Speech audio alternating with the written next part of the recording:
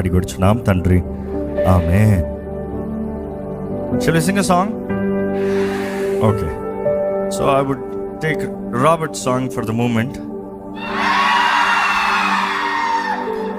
Of course, ఇది ఒక ప్రార్థనగా నాకే ఉంటుంది.